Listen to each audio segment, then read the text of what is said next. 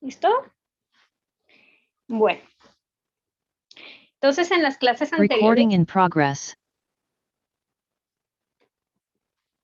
Entonces, en las clases anteriores habíamos quedado en que el proceso de la hemostasis de un vaso sanguíneo viene pegadito con el proceso inflamatorio. Y que, espérenme un momento que estoy aquí para allá. Y que uno de los factores que influye tanto en la inflamación como en el proceso de la cascada de la coagulación son las células endoteliales. Entonces, habíamos hablado o habíamos hecho un recorderis de lo que ustedes habían hecho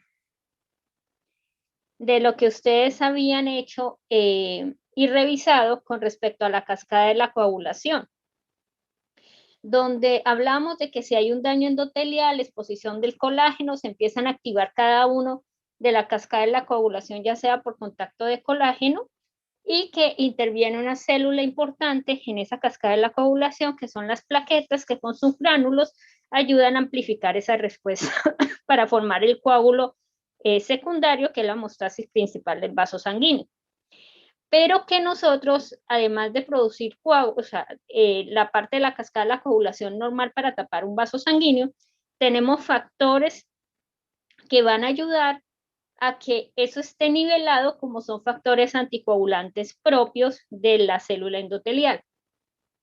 Entonces, esos factores anticoagulantes propios está lo que es la proteína C y S, está en la heparina. Entonces, con respecto a la proteína C y S, una de las cosas importantes es que esta es dependiente de vitamina K. Nosotros podemos tener mutaciones parciales de esta proteína C y S, y cuando hay mutaciones parciales, es decir, si se cambia un aminoácido, pero que ese aminoácido tenga la misma carga, qué pena, que tenga la misma carga del aminoácido inicial, el funcionamiento de la proteína generalmente no se altera, pero si se cambia por un aminoácido con una carga diferente o con un aminoácido que sea un codón terminal, entonces esta proteína no va a funcionar bien. Y cuando no empieza a funcionar bien esta proteína, empiezan a aparecer coágulos en el sistema vascular, o sea, ya no son coágulos por daño de las células endoteliales, sino que ya se van a llamar trombos. Y estos trombos, una de las cosas para uno sospecharlo es que estos trombos aparecen en sitios diferentes a donde aparecen normalmente los trombos. Es decir, el sitio donde normalmente aparecen los trombos es en miembros inferiores a nivel de las popliteas o de las ilíacas. En cambio, aquí me van a aparecer los trombos, puede ser a nivel venoso o a nivel arterial, pero en sitios diferentes como puede ser la subclavia, la yugular, la carótida, etc. Entonces, cuando empiezan a aparecer estos trombos, una de las cosas que uno tiene que sospechar, bueno, después de descartar que hubo trauma, después de descartar que el paciente tenga otras comorbilidades que induzcan a que tenga una producción de coágulos o de agregación plaquetaria anómala, entonces ya uno empieza a descartar que haya una deficiencia de proteína C y S. Y con respecto a la heparina también es una molécula, ustedes también la han escuchado como medicamento, hay de dos tipos, una heparina normal y una heparina de bajo peso molecular. Esta heparina de bajo peso molecular es más estable que la heparina normal, ya que la heparina, la que yo hablo que es normal, es una heparina que tiene varias complicaciones para ponerla. Uno, este medicamento se deshace con la luz, entonces es un medicamento que hay que cubrirlo, no le puede dar luz porque si no se degrada. Lo segundo es que es un medicamento que hay que aplicarlo por bomba de infusión. Y lo tercero es que como tiene una similitud con la heparina endógena, yo tengo riesgo de hacer anticuerpos contra esa heparina. El problema es que cuando yo hago anticuerpos contra esta heparina, como las células endoteliales también tienen gránulos de heparina, entonces estas células y estos anticuerpos se me van a depositar alrededor de mis células endoteliales también y empiezan a destruirlo y me van a llevar a una vasculitis. Espérenme un momentico.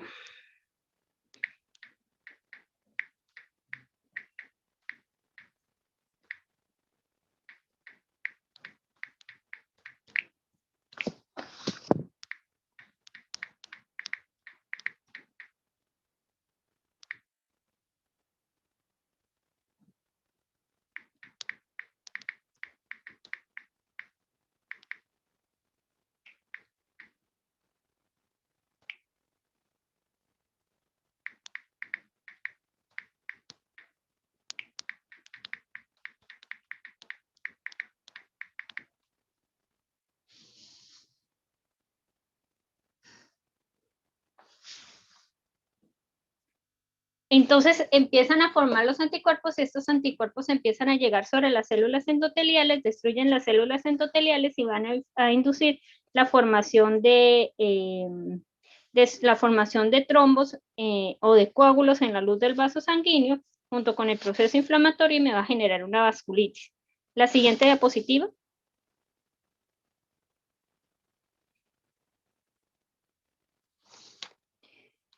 Aquí ustedes tienen un ejemplo que es que generalmente la proteína C&S es un inhibidor de la coagulación, ya que bloquea lo que es el factor 5 activado y el factor 8 activado. Y hay otras moléculas, por lo menos como la parte de la heparina, que me van se une a la parte de la antitrombina 3, que me va a bloquear lo que es el factor 9, 10, 11 y 12, o sea, los factores de la vía común. Siguiente diapositiva. Además de nosotros tener alteraciones porque produzco o tengo alteraciones en la producción de coágulos en el torrente sanguíneo cuando no son normales, o sea, cuando ya no se considera un proceso hemostático normal, sino que voy a formar trombos. También tenemos la otra contraparte que son los trastornos hemorrágicos. Cuando se presentan los trastornos hemorrágicos es que hay un defecto de alguna de las vías que intervienen en la cascada de la coagulación. Entonces, ¿qué defectos pueden haber? Uno, que tenga un defecto en alguno de los factores, ya sea por lo menos de von Willebrand o del factor 8 o del factor 5, etc. Recuerden que el único de los factores que se comporta cuando hay deficiencia, no como hemorragia, sino como trombosis, es la deficiencia del factor 12 de la coagulación. Tenemos que el consumo de algunos medicamentos como la aspirina, recuerden que la aspirina no interviene sobre la vía de la cascada de la coagulación, sino que la aspirina lo que va a hacer es bloquearme. ¿Qué es lo que hace la aspirina? ¿Dónde actúa la aspirina? Bloquea la agregación plaquetaria. ¿Pero cómo? Inhibe la ciclooxigenasa. O sea, que inhibe la producción ¿de qué? La producción de tromboxano A2 y de prostaglandinas porque también se considera que es un antiinflamatorio. Entonces, por eso es que inhibe la agregación plaquetaria. Pero también hay otras alteraciones, como por lo menos las alteraciones de cuando uno tiene uremia, que es un aumento de la parte de los metabolitos que deben ser eliminados por la orina. Eso también va a llevar a una alteración en el consumo de los factores de la coagulación. Entonces, nosotros podemos tener o una parte que me vuelva hipercoagulable o una parte que no me vuelva tan hipercoagulable. Siguiente diapositiva.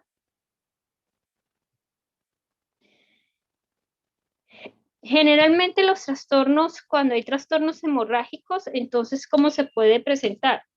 Cuando hay trastorno, ya sea por las plaquetas que no funcionan bien o tengo una alteración de la cascada de la coagulación, etcétera, generalmente las manifestaciones son lo que nosotros veíamos al principio. Puedo hacer petequias, puedo hacer equimosis, puedo hacer hematomas, o pueden parecer lesiones mucho más grandes que se llaman púrpuras. Y generalmente pueden aparecer sangrados, por lo menos cuando los pacientes se cepillan los dientes que sangran mucho por las encías, o pueden aparecer sangrados en vías digestivas. Entonces, uno por lo menos cuando los pacientes consultan por sangrado repetitivo a nivel de las encías o sangrado nasal, pues uno tiene que descartar que no tenga un proceso infeccioso, una epístasis, etcétera, etcétera, y ya después uno empieza a hacer los estudios para mirar si el sangrado es primario, es decir, por una alteración del tejido, porque es que si yo tengo una gingivitis con una alteración en mis dientes, pues voy a tener sangrado, o que el proceso sea por una alteración de los factores de la coagulación. Siguiente diapositiva.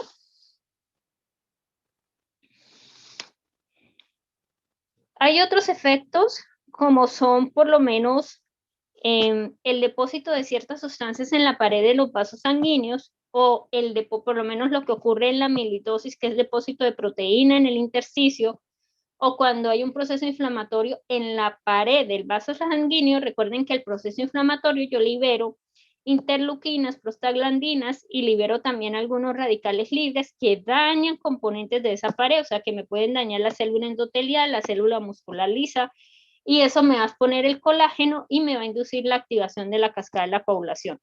Por eso es que las vasculitis vienen pegaditos con trombos en la pared del vaso sanguíneo. Y si esas vasculitis afectan pequeños vasos, y son pequeños vasos por lo menos del vaso, del hígado, del pulmón, pueden empezar a aparecer áreas de infarto. ¿Por qué? Porque se daña la célula endotelial, empieza la agregación, se forma un coágulo, pero como no hay reparación de ese tejido porque sigue en proceso inflamatorio, voy a formar trombos, se obstruye la luz del vaso y empiezan a haber áreas de infarto. Siguiente diapositiva. Entonces, ya viendo lo normal, que es la intervención de cada uno de los componentes, vamos a ver lo patógeno. Entonces resulta que entre lo patógeno que nosotros tenemos de las enfermedades del sistema cardiovascular está la trombosis. Entonces la trombosis se define como la formación o de la agregación de plaquetas con la activación de la cascada de la coagulación, y esto se debe a 3 factores importantes, que es lo que nosotros llamamos la triada de Virchow. Entonces, en la triada de Virchow que se comprobó que primero yo debo tener una lesión endotelial. Esa lesión endotelial generalmente no es que la célula endotelial se vaya porque se quitó y se fue.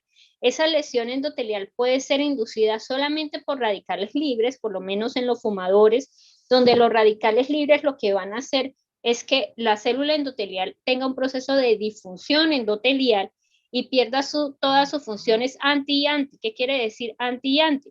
Pues que se vuelva que pierda su función anticoagulante y que pierda su función antiinflamatoria. Pero a su vez, también yo dependo de que haya un flujo turbulento, y recuerden que ese flujo turbulento ocurre porque hay una obstrucción en el vaso sanguíneo. Entonces no permite que el flujo sea laminar. Cuando hay un flujo turbulento, generalmente la sangre va a golpear contra las paredes de ese vaso sanguíneo y va a inducir una lesión endotelial. Puede ser que la célula endotelial se quede, pero al quedarse la célula endotelial cambia su comportamiento y su fenotipo, o que por el incremento de ese flujo turbulento, esa célula endotelial se suelte y se exponga el colágeno y empiece la activación de toda la cascada. Y el otro componente grande es el proceso de hipercoagulabilidad de la sangre. ¿Por qué ocurre la hipercoagulabilidad de la sangre? Y esto va pegado con el flujo turbulento. Cuando nosotros veíamos cascada de la coagulación, yo les decía que por lo menos tengo un segmento del vaso sanguíneo dañado. En ese segmento del vaso sanguíneo donde se dañó la célula endotelial, donde se expuso el colágeno, se expuso el factor 7 y activó toda la cascada de la coagulación con agregación plaquetaria, a medida de que el flujo es laminar, este avanza por el vaso sanguíneo. Las células endoteliales del vaso sanguíneo, como están funcionando normal, liberan sustancias como la proteína C y S y la heparina, que hacen que los factores que estén ahí activados se degraden y solamente el coágulo en ese momento se forme donde yo tengo el daño en el vaso sanguíneo.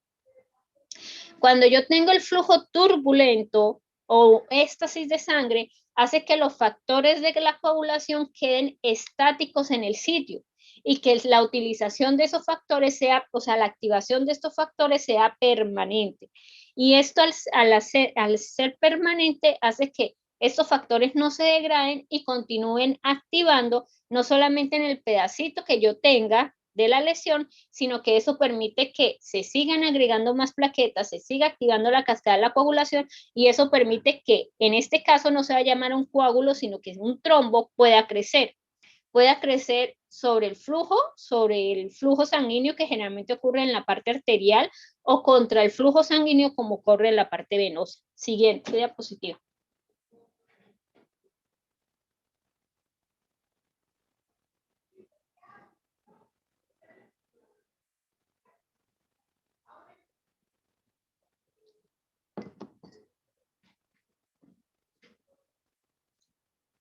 ¿Tienen la siguiente diapositiva ahí? No.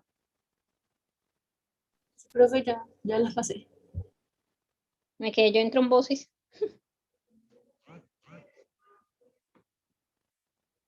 Ya.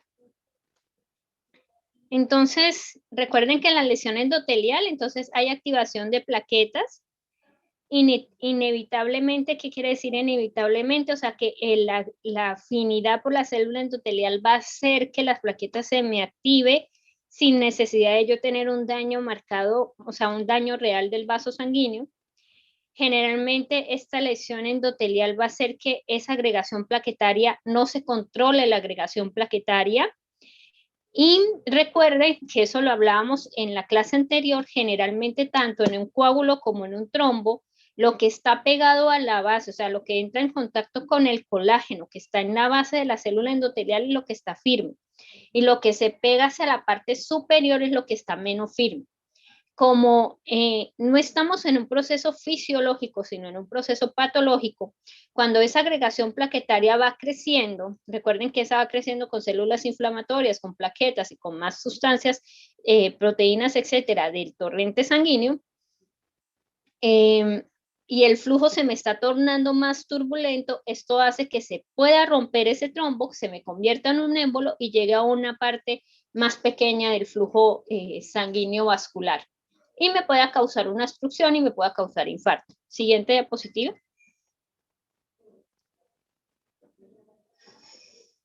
Entonces aquí otra vez ustedes tienen cuál es la triada. Entonces tenemos que la triada es la lesión endotelial, el flujo sanguíneo anómalo y la hipercoagulabilidad. Entonces recuerden que cuando tengo yo flujo sanguíneo anómalo, cuando puedo tener éstasis, cuando tengo una fibrilación auricular. Recuerden que la fibrilación quiere decir que la aurícula no se contrae de manera completa y no se relaja de manera completa. Hace unos movimientos bastante rápidos que no permiten la contracción y el envío rápido de sangre, por lo que la sangre queda como haciendo un remolino en la cámara, porque no tengo contracción eficiente para mandar la sangre a la parte del ventrículo.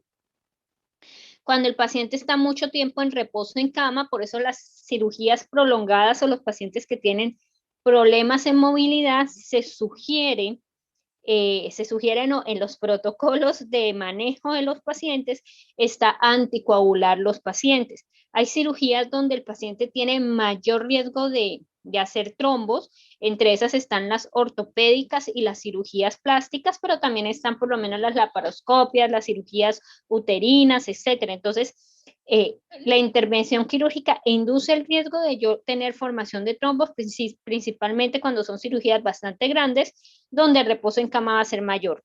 Por eso es que una de lo que tratan de hacer los médicos es que operan al paciente y más o menos al otro día tratar de mover al paciente y al menos sentarlo para ayudar a la circulación, a que la sangre no se me quede en éstasis. ¿Y cuándo puedo yo tener turbulencias? Pues puedo tener turbulencias cuando hay estrechez de un vaso, cuando tengo una placa ateromatosa o cuando tengo una alteración por lo menos en una válvula que hace que no se abra bien y tenga yo turbulencia en una cámara. Recuerden la hipercoagulabilidad, que puede ser heredable o puede ser adquirida. La heredable es cuando yo tengo alguna alteración de los factores de la coagulación y la adquirida cuando yo tengo por lo menos algunas enfermedades como el cáncer, algunos procesos inflamatorios, cuando yo hago falla orgánica multisistémica asociada a un proceso infeccioso que es la sepsis, yo hago en unos sitios coagulación intravascular diseminada y en otros sitios sangrado. Entonces, estos factores van sumando. Entonces, lesión endotelial, ¿cuándo puedo tener? Pues cuando tengo hipercolesterolemia, inflamación, consumo de cigarrillo. Entonces, si ustedes se dan cuenta, constantemente nosotros estamos bombardeando nuestra célula endotelial para tener, entre comillas, proceso de disfunción. La actividad física, ¿por qué protege de la disfunción endotelial? Porque la actividad física, una de las cosas que más daña la célula endotelial son los radicales libres. Y la actividad física, una de las cosas que hace es disminuir los radicales libres y aumentar los antioxidantes y favorece mucho a la célula endotelial. La otra característica es que la actividad física también hace disminuir, por lo menos lo que nosotros hablamos, el colesterol malo.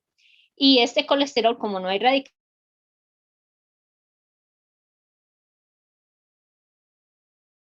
la oxidación no va a ser tan marcada, entonces no se me va a depositar debajo de mi célula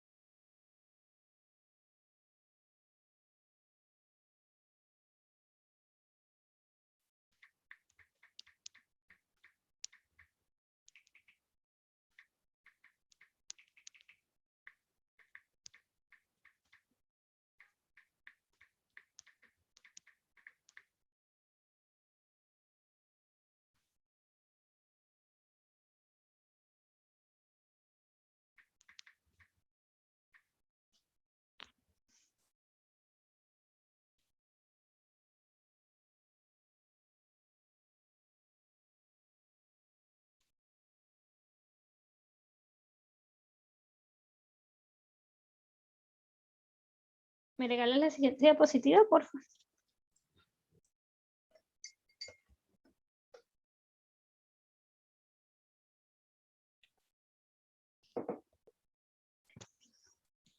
Entonces, por lo menos aquí tienen un cuadrito donde ustedes ven cuándo puedo yo tener una difusión o activación del endotelio. Entonces, las lesiones físicas, las infecciones, el flujo sanguíneo anómalo, los medidores de la inflamación, las alteraciones metabólicas, el cigarrillo por los radicales libres, todos esos factores van a dañar mi célula endotelial y una de las cosas que produce es exponer el factor de von Willebrand con el colágeno y hacer activación de la cascada de la coagulación. Una de las cosas importantes es que cuando hay disfunción endotelial, yo me vuelvo procoagulante y me vuelvo proinflamatoria.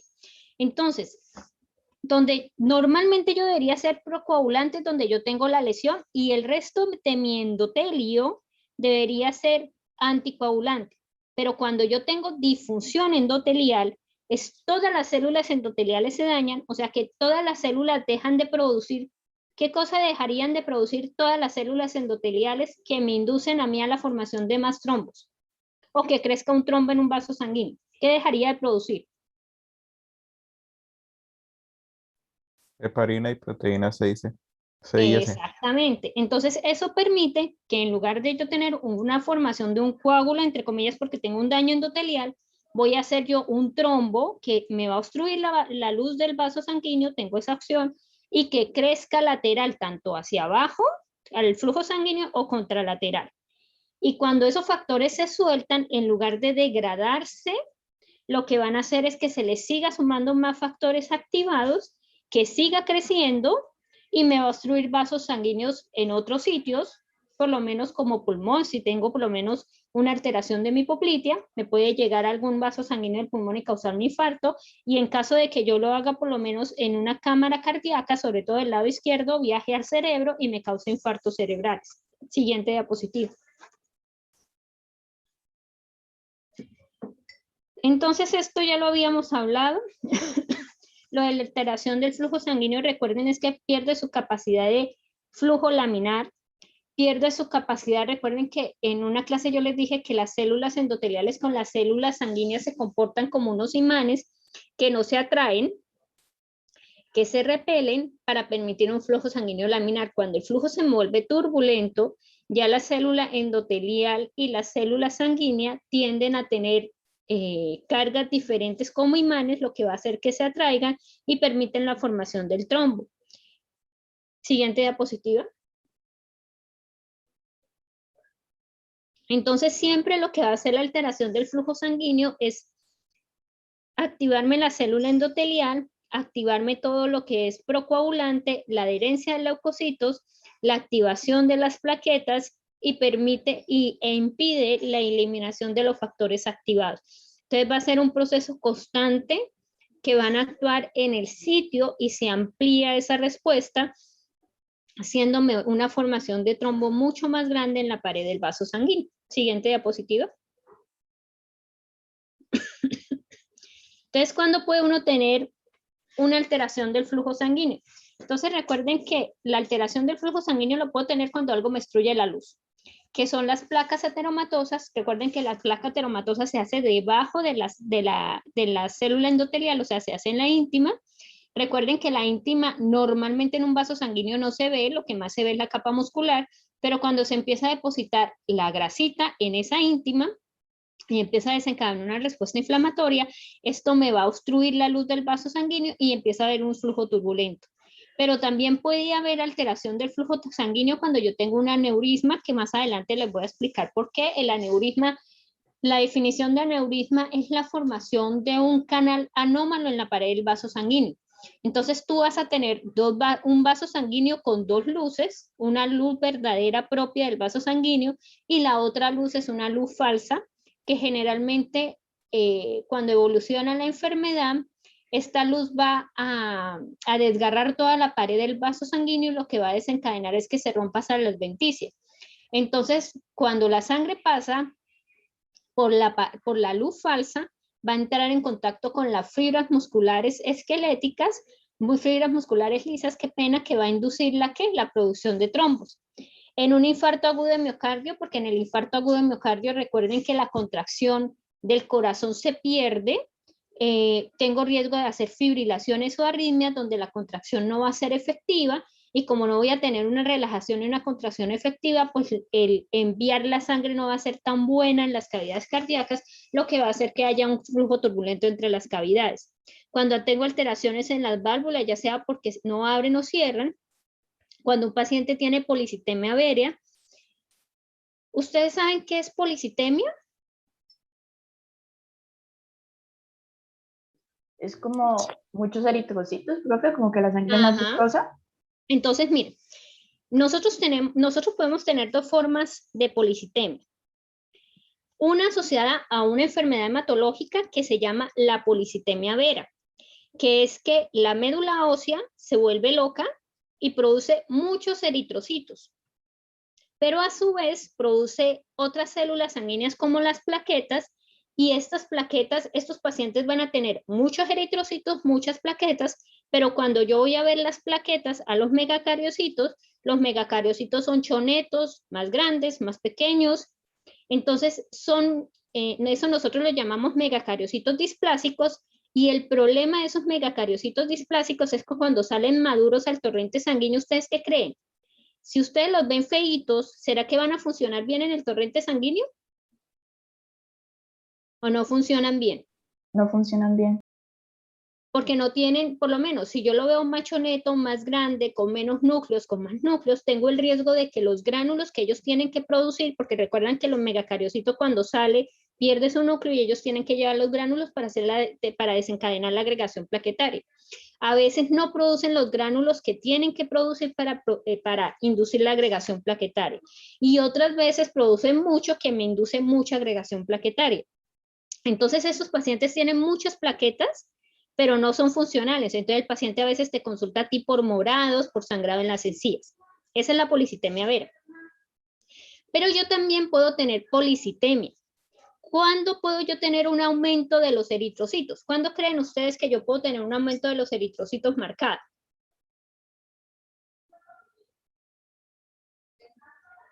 ¿En qué condiciones? ¿Cuando falla qué cosa?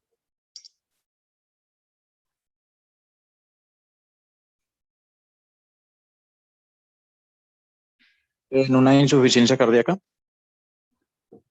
¿Y por qué en una insuficiencia cardíaca? Por el aumento compensatorio de la eritropoyetina. ¿Pero por qué si en la insuficiencia cardíaca me aumenta la eritropoyetina de una vez? O sea, ¿yo hago insuficiencia cardíaca y de una vez hago policitemia? ¿O cuándo es más viable yo hacer policitemia? No, más bien en la insuficiencia respiratoria, doctora. ¿Ah, señor? ¿Cuándo? No le escuché. En una insuficiencia respiratoria, que las tengamos saturación de oxígeno. Pero no en una insuficiencia respiratoria aguda. ¿Sí me hago entender? Recuerden que el incremento de los eritrocitos se hace de manera aguda o se hace de manera crónica.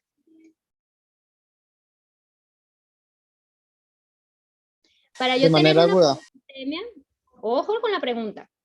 Cuando yo hablaba de los mecanismos reguladores, cuando yo tengo una disminución de oxígeno en el torrente sanguíneo, nosotros decíamos que hay unos mecanismos que se activan, ¿cierto? Frecuencia respiratoria, ¿cuál es el otro?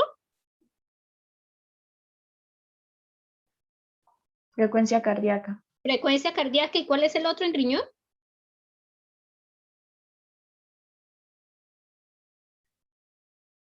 ¿Riñón qué me activa? La producción de eritropoyetina y el sistema. La producción de eritropoyetina. Pero ¿cuál es el problema de la eritropoyetina que yo les dije en una de las clases? Que no es rápida la respuesta. Que no es rápida la respuesta. Entonces, yo puedo tener una insuficiencia aguda, pero ¿será que de una vez voy a hacer policitemia? ¿Un incremento exagerado de los eritrocitos de una? En una forma aguda. ¿Sí alcanzo a hacerlo o no alcanzo a hacerlo? No, no alcanza. No alcanzo a hacerlo. O sea que son pacientes con insuficiencia respiratoria crónica. ¿Cuáles son esos pacientes? Generalmente los pacientes que hacen policitemia.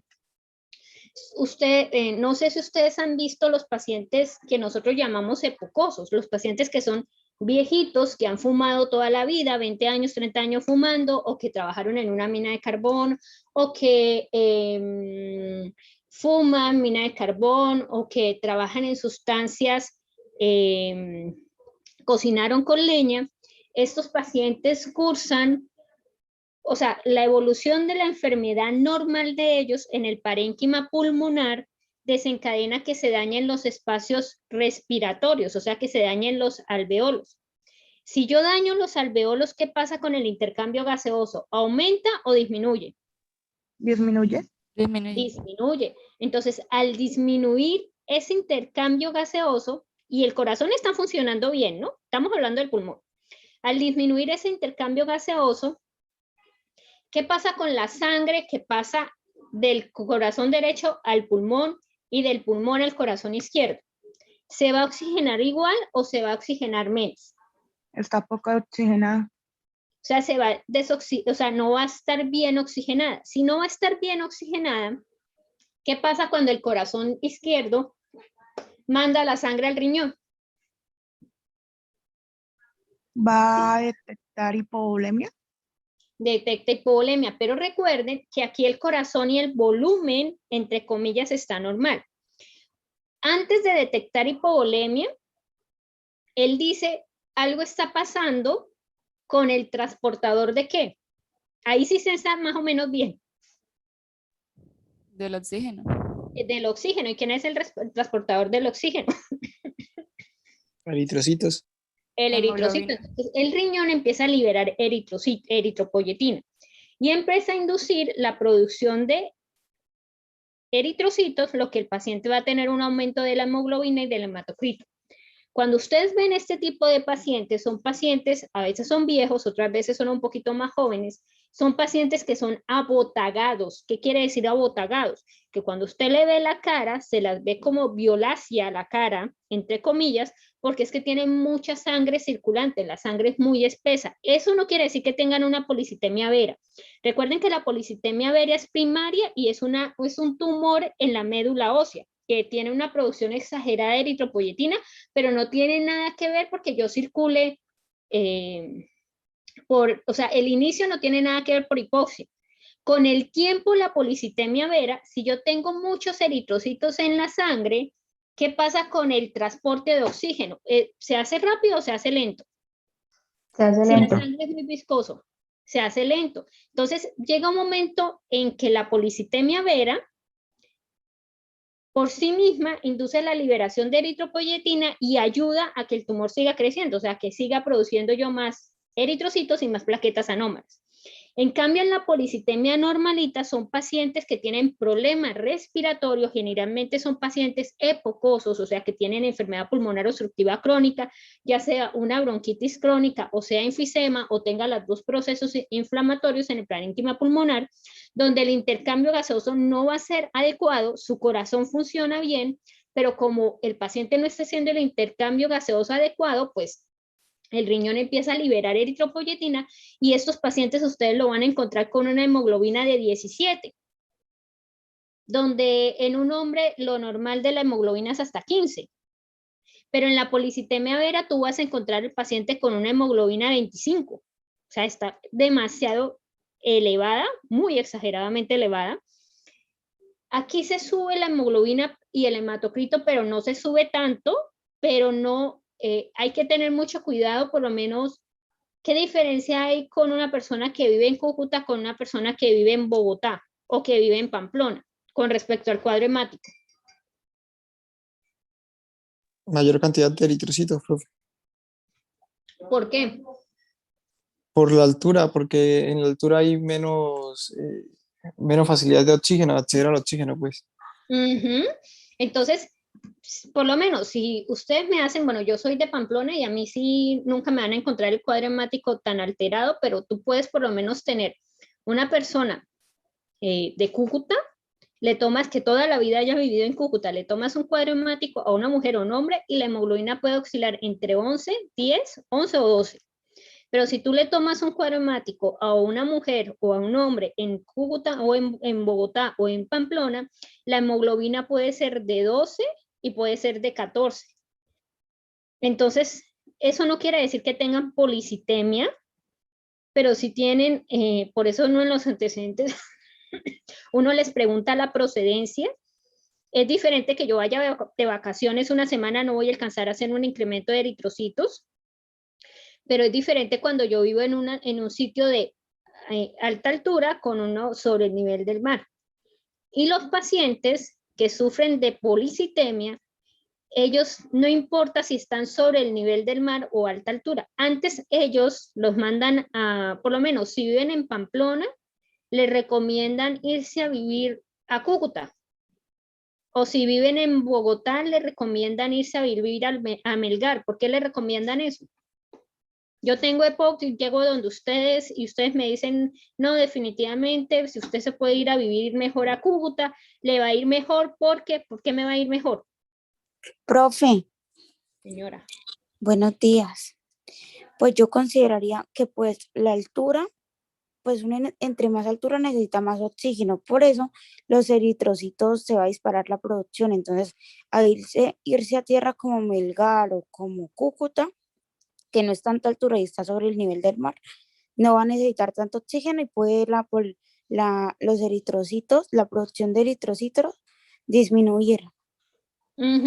Pero no disminuye tanto, ¿no? Porque eso no quiere decir que 100% se mejore el problema pulmonar, porque si no todos los pacientes llegarían a un clima cálido y se les quitaría por lo menos el EPOC o se les quitaría la bronquitis. Lo que hace es mejora la captación, disminuye un poquito porque yo puedo captarlo, soltar el oxígeno más rápido, pero recuerden que el problema de base es el pulmón. Señora. Claro. Sí, esto, pues yo creo que entonces más bien reformulo la respuesta, doctora.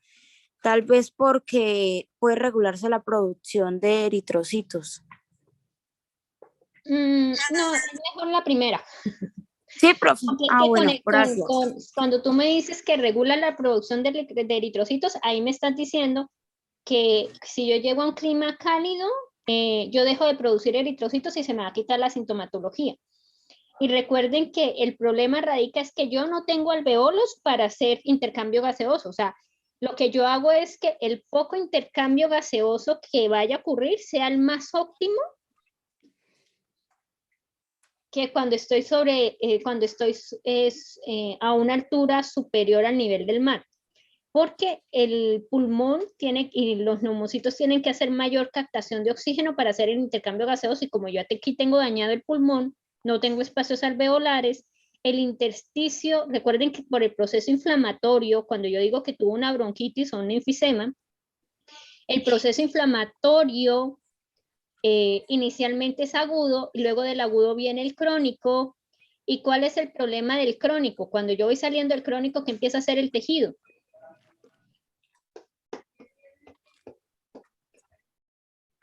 ¿Qué hago yo cuando estoy saliendo en la inflamación? Viene aguda, luego crónica y después de la crónica, ¿qué pasa? ¿Qué empiezo a hacer yo? Cicatrización. O sea, ¿qué se llamaría cómo?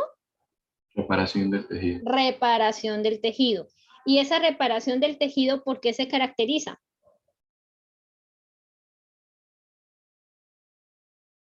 ¿Qué deposito yo cuando reparo el tejido? Deposición de colágeno.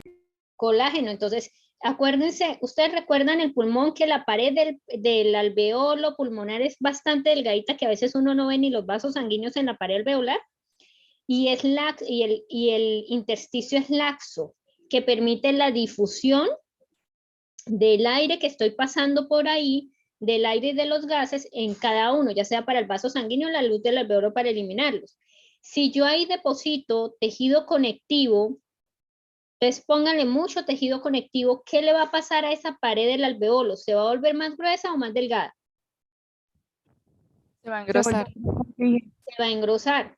Y si atrapa el vaso sanguíneo, ¿qué pasa con la difusión de ese oxígeno? ¿Va a ser fácil o va a ser difícil? Difícil. Difícil, profe. Va a ser difícil. Entonces tenemos dos problemas. No tengo alveolos porque tengo dañado el alveolo y tengo una pared gruesa que no me permite el intercambio gaseoso. Entonces yo lo que necesito es tratar de optimizarle a él que el poco aire que le ingrese pues sea captado por los eritrocitos y que tenga una oxigenación sin darle a él suministro de oxígeno. Teniendo esto como característica, si yo le pongo al paciente oxígeno, ya sea por cánula nasal o por máscara, ¿será que le va a incrementar la cantidad de oxígeno que llega al pulmón? ¿El oxígeno que va a tener en torrente sanguíneo se le aumenta? No. Porque el problema en dónde es. En el ¿El intercambio problema es por gaseosa, ausencia de captación o porque tengo dañado el pulmón? porque tiene dañado el pulmón. Entonces, ese es el problema para tratar a los pacientes que son hipocosos. Y con el tiempo se van a dar cuenta cuando ustedes pasan a clínica y empiezan a ver semiología y empiecen a ver a los pacientes, esos pacientes reconsultan mucho. Reconsultan mucho, ¿por qué? Porque recuerden que hay un proceso inflamatorio. Si yo tengo un proceso inflamatorio constante en mi vía aérea, donde interviene el epitelio, ¿qué le va a pasar a ese epitelio si yo tengo un proceso inflamatorio constante? Lo va a estar dañando. Y si se está dañando, ¿qué le pasa después al epitelio? Metaplasia, doctor. Metaplasia. Entonces, ¿recuerdan cuando nosotros hablábamos del epitelio respiratorio, que yo necesito de los cilios y necesito de los conductos y del moco, sobre todo los cilios para la movilización del moco? Si se me está dañando constantemente, ¿qué empiezo yo a producir en exceso? Para tratar de proteger. Ya me dijeron que hago metaplasia del epitelio. ¿Qué más hago? ¿Qué empiezo a producir yo en exceso para tratar de proteger supuestamente el epitelio? ¿Moco en exceso? Moco en exceso, o sea que las glándulas, ¿de qué proceso me van a hacer? Para yo producir en exceso tengo que hacer un cambio de adaptación. ¿Qué cambio de adaptación hacen las glándulas submucosas de la glándula propia del bronquio? Hiperplasia. Hiperplasia, porque es un tejido que se divide. Entonces tú tienes que voy a tener hiperplasia más el cambio del epitelio por epitelio escamoso, donde pierdo los cilios. Si pierdo los cilios y tengo un aumento de la producción del moco, ¿el moco se vuelve más espeso o menos espeso? Más espeso y estático. Más espeso. ¿Se va a mover o va a quedar tapándome las vías aéreas? Se va a quedar, ¿no? Se queda porque no tengo los cilios. ¿Qué aprendieron ustedes acerca del moco, la orina, materia fecal y sangre? ¿Qué son? En biología, ¿qué se utilizan o para qué se emplea la orina, la materia fecal, la sangre? Proliferación de bacterias. Proliferación de bacterias. ¿Se utilizan en qué? Cultivos. En Para los cultivos. exámenes. Entonces, si tienen tapones de moco, donde ustedes saben que las medidas de protección que nosotros tenemos son los cilios, y que en la vía respiratoria, porque la vía respiratoria incluye pues la parte superior, que es la parte de la boca, ¿será que es fácil ese tapón de moco ser un caldo de cultivo para la proliferación bacteriana? Sí. Sí. Entonces, estos pacientes te van a consultar a ti constantemente, o sea, tiene su enfermedad pulmonar obstructiva crónica. En muchas ocasiones uno no puede decir qué empezó primero, si la bronquitis o el enfisema. Ya cuando uno le llegan ya con el EPOC. Pero estos pacientes consultan constantemente por neumonías. ¿Por qué hacen la neumonía? Por el tapón de moco. Entonces, tú empiezas a darle manejo, toca darle manejo de secreciones, ayudarlo con terapia, ayudarle con la movilización del moco, o sea, disminuirle un poquito la viscosidad de ese moco para que ese moco pueda salir. Pero ¿será que usted dándole manejo sintomático, el paciente se recuperó? ¿Será que el pulmón vuelve otra vez a su estado inicial de funcionar normal?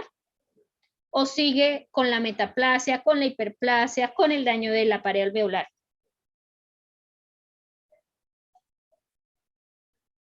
¿Qué creen ustedes? Se queda con el daño. Se queda con el daño. Entonces, ahí nosotros lo que hacemos es un tratamiento sintomático. O sea, yo no estoy haciendo un tratamiento correctivo para arreglar el pulmón. Entonces, el paciente consulta por la neumonía, por la exacerbación de su cuadro respiratorio, hace una neumonía, lo saco de la neumonía, pero resulta que el paciente ya tiene su parénquima pulmonar dañado. Lo que hago sacándolo es mejorar su oxigenación pero el paciente va a seguir con aumento de los eritrocitos, va a seguir produciendo bastante eritropoyetina porque el parénquima pulmonar no se lo arregló. O sea, el parénquima pulmonar ya tiene un daño establecido porque se desencadena una respuesta inflamatoria, y esa respuesta inflamatoria, si ustedes se ponen a mirar, a veces el paciente le dice a uno, lleva 30 años fumando, 50 años trabajando en una mina de carbón, entonces todos esos factores de riesgo ya actuaron en el parénquima pulmonar y ustedes eso no lo van a cambiar. La única forma de cambiarlo es haciéndolo en trasplante pulmonar, y a veces ni siquiera es viable. Entonces, la policitemia, por la viscosidad de la sangre, generalmente la policitemia vera induce alteraciones del flujo sanguíneo. Entonces, en la policitemia, no del paciente con alteración pulmonar, sino el que tiene la lesión tumoral en la médula ósea, se vuelve la sangre mucho más viscosa, mucho más lenta, y por eso uno de los tratamientos de la policitemia vera es la flebotomía. ¿Ustedes saben qué es la flebotomía? Es la extracción de la sangre. Entonces al paciente le sacan sangre como si fuera a donar, pero esa sangre no puede ser para donantes. ¿Por qué? Porque tiene eritrocitos anómalos y tiene algunas plaquetas anómalas. Entonces lo que hacen es sacarle la sangre para tratar de disminuir esa viscosidad. Pero a veces lo que hace es que yo le saco sangre, pero como ya el organismo está acostumbrado a esos niveles de eritrocitos, lo que hago es activar otra vez a la eritropoyetina para aumentar la producción de eritrocitos. A veces estos pacientes el tratamiento es más o menos cada 15 días, un mes, hay otros que cada 3 meses, pero eso dependiendo de la cantidad de hemoglobina que tenga y de la sintomatología que presente. El otro que me puede causar alteraciones del flujo sanguíneo se llama la drepanocitosis. La drepanocitosis es una alteración de la forma del eritrocito. Entonces resulta que ustedes saben que los eritrocitos son ovales, que los eritrocitos duran 120 días, y cuando el eritrocito tiene una característica bastante particular, que es que cuando pasa por vasos sanguíneos pequeñitos, él se puede deformar. Pues los pacientes que tienen drepanocitosis, esos pacientes tienen una alteración en una de las proteínas del citoplasma que hace que el eritrocito no tenga una forma como ovaladita, sino que esta tenga una forma como en semiluna, y el problema es que cuando llega hacia los capilares, como tienen una alteración de las proteínas estructurales del citoplasma, no permite deformarse. Como no permite deformarse, lo que hace es un tapón. Entonces, al hacer el tapón, lo que me va a hacer es que los otros eritrocitos se me queden en la pared del vaso sanguíneo, o sea, que no pueda pasar a los vasos más chiquitos, y me causan una obstrucción del flujo sanguíneo. Y eso me puede inducir a la agregación plaquetaria, la destrucción del eritrocito, la formación de trombos, activación de las células endoteliales, y por último, cuando hay la obstrucción del flujo sanguíneo, pues un infarto del órgano donde hago la obstrucción. Qué pena.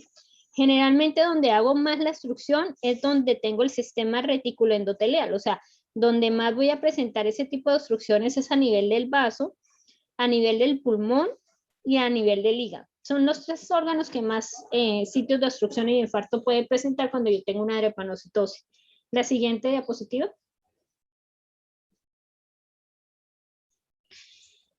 Entonces aquí ustedes tienen un ejemplo de alteración del flujo sanguíneo. Entonces, normalmente yo tengo un daño endotelial.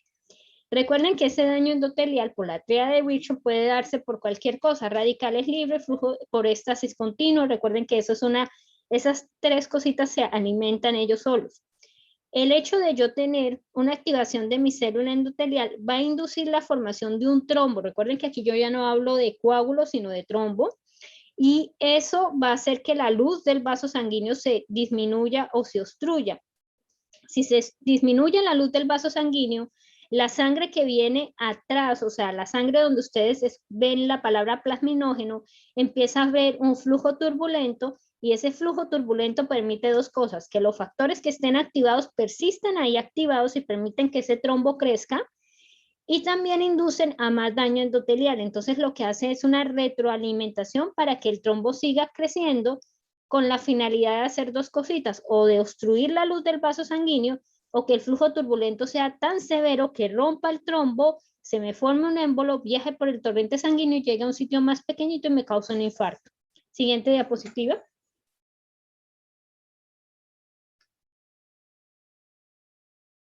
Entonces, ¿qué pasa? Nosotros también tenemos, no solamente por alteraciones de las células endoteliales, también tenemos factores que me pueden llevar a la hipercoagulabilidad de la sangre.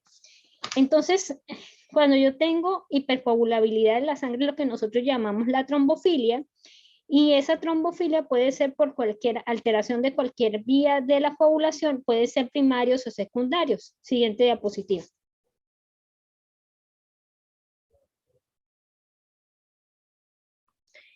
Entonces, las primarias, ¿qué ocurre? Pues la primaria ocurre más o menos en el 2 al 15% de los pacientes.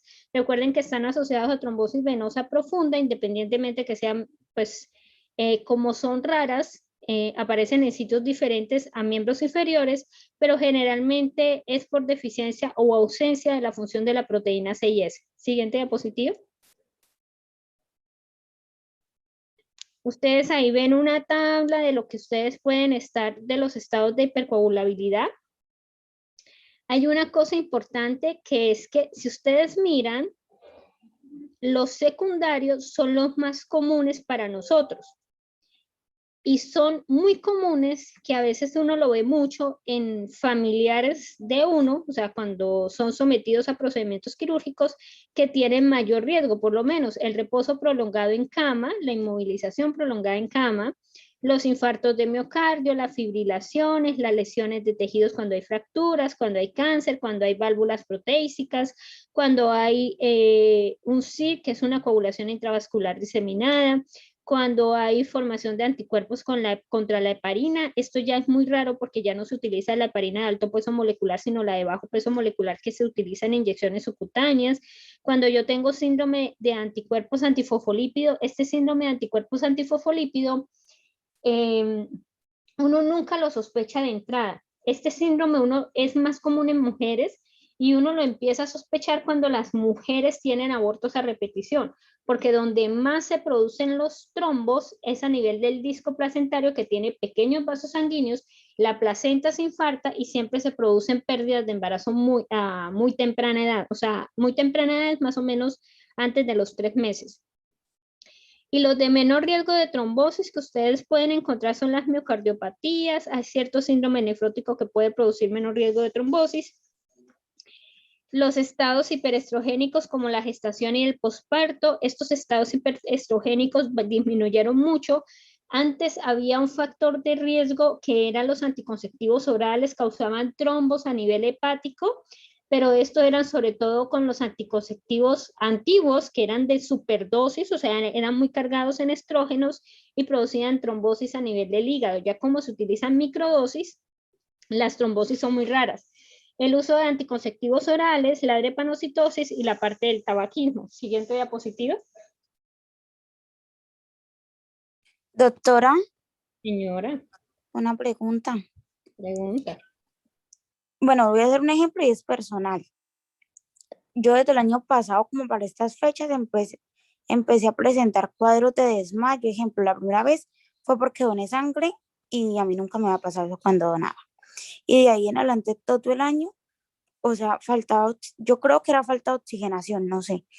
Y empezaban los desmayos, la pesadez en el cuerpo y pues era muy horrible.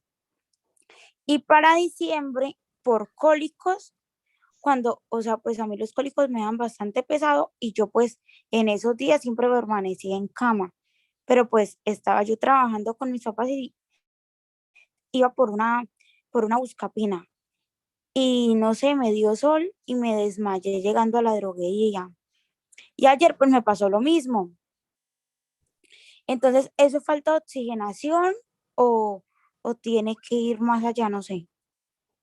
A veces están asociados a síndromes, hay pacientes que tienen dolor intermenstruales que son bastante severos y los dolores intermenstruales severos producen, dependiendo, recuerden que para que mi hijo de dolor, ¿qué libero? Galicinina. Adrenalina. No, para que a mí me dé dolor, ¿qué libero? Prostaglandina. Prostaglandinas. La prostaglandina. Entonces, si yo tengo dolor intermenstrual, quiere decir que yo tengo liberación de grandes cantidades de prostaglandina. ¿Y la prostaglandina qué es? ¿Vasoconstrictor o vasodilatador?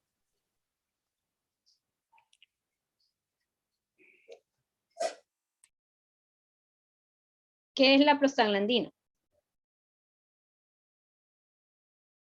¿Vasodilatador o vasoconstrictor? Sería vasodilatador. Porque los únicos vasoconstrictores son el tromboxano y la endotelina. Sí. Entonces, si yo tengo tengo gran liberación, generalmente en dolores intermenstruales hay mujeres que liberan mucha cantidad de prostaglandina, que es lo que causa el dolor intermenstrual, o sea, desencadenan una respuesta inflamatoria un poquito más severa que todo el mundo, y yo produzco vasodilatación. Al producir vasodilatación y me levanto, ¿qué tengo riesgo de hacer qué? ¿Cómo se llama eso? Si tengo Hipotensión. vasodilatación y no regalo, Hipotensión. hipotensión. Pero ¿será que la hipotensión es por disminución del volumen total o la hipotensión es porque no me regula la vasoconstricción? ¿Por qué es? Sería porque no se regula la vasoconstricción. Entonces, por la Profe. liberación y generalmente la pérdida se da por una pérdida, entre comillas, de la vasoconstricción que se da en el momento del dolor. Por eso hay que pacientes, por lo menos cuando tienen dolores severos, una de las manifestaciones clínicas de los dolores severos es la pérdida del estado de conciencia, porque hacen como tienen una exageración en la liberación de las prostaglandinas, hacen una vasodilatación sostenida, que si yo cambio bruscamente, entre comillas, de posición o camino más, o donde yo necesito tener más regulación, entre comillas, asociada a la vasoconstricción, disminuye el riego sanguíneo y me hacen una hipotensión y tienen pérdida del estado de conciencia. Por eso una de las cosas que hacen cuando tienen pérdida del estado de conciencia o se sienten mareados, ¿qué les mandan a hacer? Mantener los pies hacia arriba para que porque llegue la más sangre sangre se al me va a corazón. depositar, porque la sangre se deposita por declive Profe. en los miembros inferiores, señora. Y esto puede generar un síndrome porque, o sea, ya me pongo a mirar y son varias ocasiones. No, generalmente está asociado se llama, una de las manifestaciones son hipermenorreas muy dolorosas. Y a veces lo que uno puede ver a veces es que después de los embarazos el dolor en la menstruación puede disminuir, o en las pacientes que nunca habían tenido cólicos durante la menstruación, después del embarazo empiezan a tener muchos cólicos después de la menstruación. Pero eso que genere un síndrome, no. No, generalmente es manejo Bueno, y profe, liberación de gran cantidad de prostaglandina. y eso también le puede pasar a pacientes luego de cirugía, ¿cierto?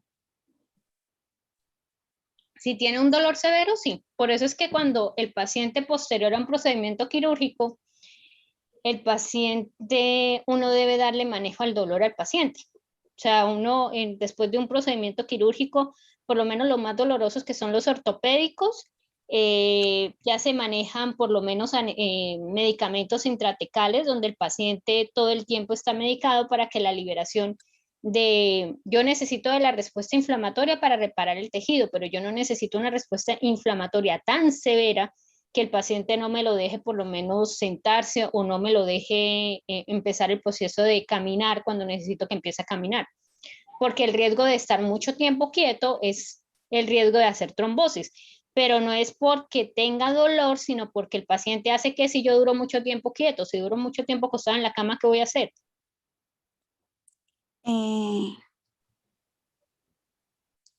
¿Qué hago si duro mucho tiempo acostada en la cama? La sangre se va a ¿Formación de trombos? ¿Qué hago yo si... Eso también yo se lo expliqué en una clase. ¿De qué dependo yo para que la sangre haga todo el retorno? De la contracción muscular. De la contracción muscular, ¿en qué parte? ¿Arterial o venosa? Venosa. En la parte venosa. Y si yo duro mucho tiempo acostada, ¿qué pasa con la contracción muscular? Disminuye. disminuye, porque el paciente generalmente dura mucho tiempo acostado, ni siquiera dobla ni estira las piernas. Entonces, si disminuye esa sangre, ¿qué pasa con el retorno? ¿Qué proceso voy a hacer? ¿Cómo se llama eso si disminuye? ¿Qué voy a hacer en el vaso sanguíneo?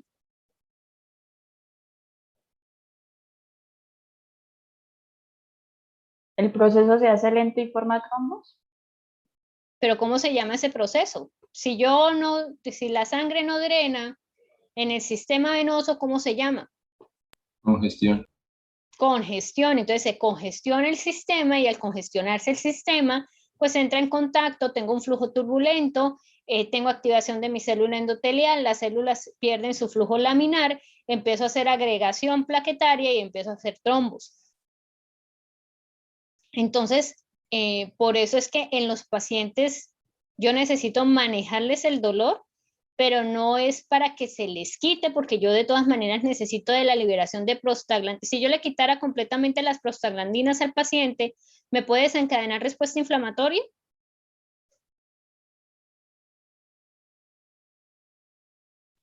No, señora. Entonces yo necesito de liberación de prostaglandina para hacer respuesta inflamatoria, pero necesito bajarle los niveles de dolor para que el paciente de todas maneras empiece la movilidad, o al menos se me siente, para disminuir el riesgo de trombosis. Y ahí es Entonces, donde mandan dexametasona o dexametasona, ¿no? No, porque yo no necesito, si tú mandas dexametasona, ese medicamento ¿qué es? En la parte del ácido araquidónico, ¿ese medicamento qué es? ¿Y qué me va a bloquear? Pues doctora, yo tenía entendido que era para que bajara la inflamación y también para evitar que agentes patógenos. En la cascada, ¿qué hace? Si tú mandas dexametasona, ¿ese medicamento qué es?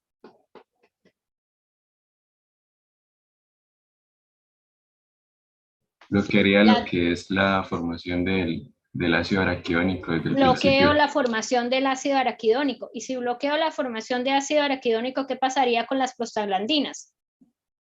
No se formaría. No se formaría. ¿Y qué pasaría con el tromboxano?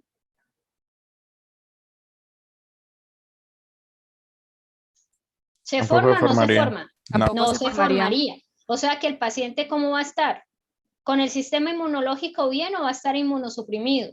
Inmunosuprimido. Inmunosuprimido. Entonces, si está inmunosuprimido, tengo riesgo de que me haga ¿qué proceso en la herida quirúrgica? ¿Qué me va a hacer?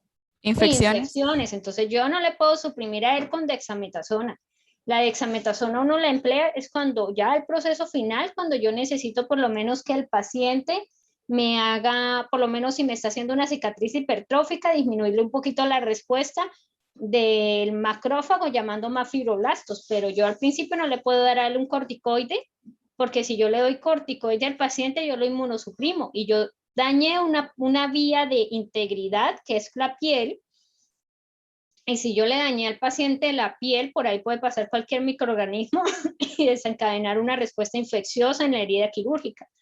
Y recuerden que yo necesito de la respuesta inflamatoria para recuperar el tejido. Y si yo le bloqueo la producción de ácido araquidónico, de prostaglandinas, de tromboxanos, de leucotrienos, pues no voy a tener una respuesta inflamatoria y la reparación del tejido se va a hacer rápido o lenta.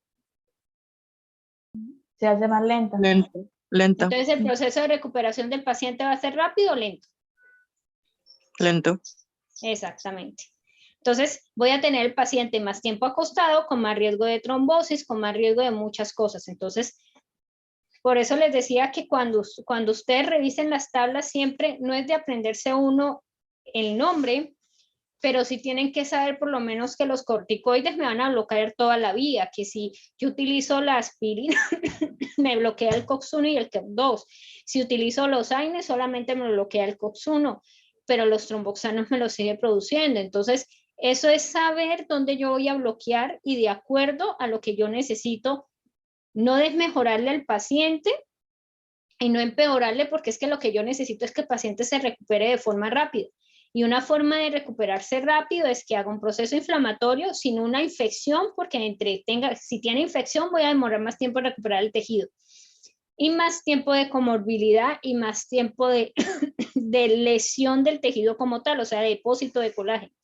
Entonces, siempre los factores que influyen en el proceso es, trato yo de disminuirle por lo menos el dolor, pero es para que el paciente se mueva. Hay pacientes que tienen mejores umbrales del dolor. ¿Qué quiere decir que tienen mejores umbrales del dolor?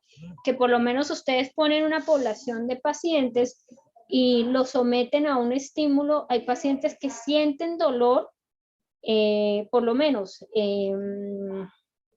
¿con qué ejemplo práctico? Con una inyección. Hay pacientes que le ponen la inyección y sienten un dolor casi de 10/10, como hay pacientes que tienen muy buena tolerancia al dolor y le ponen la inyección y tienen sobre la escala del dolor 3/10. Entonces eso también depende de la susceptibilidad que uno tenga a los componentes que se liberan en la cascada de la respuesta inflamatoria. Esa susceptibilidad al dolor le permite al paciente también por lo menos tener una recuperación más rápida o una recuperación más lenta. También la otra es que recuerden que por la activación de la respuesta dolorosa se activa todo lo que es el sistema nervioso basal, del sistema nervioso vagal. Entonces, al activarse el sistema nervioso vagal, va a inducir más vasodilatación, va a inducir más disminución por lo menos de la contracción cardíaca, etcétera, que hay pacientes por eso que responden, la respuesta es diferente, por lo menos con los cólicos menstruales. Si tú coges a una población y con los cólicos menstruales, hay gente que nunca ha sabido que es un cólico menstrual, porque nunca les ha dado, entre comillas, un cólico menstrual, pero ellas tienen el mismo mecanismo que es descamación, respuesta inflamatoria y regeneración del tejido. Todos hacemos lo mismo, pero resulta que de la misma población hay unas que nunca han tenido un cólico, como hay unas que les ha dado una vez en la vida, y hay otras que sufren de cólicos menstruales todos los meses cuando les viene la menstruación.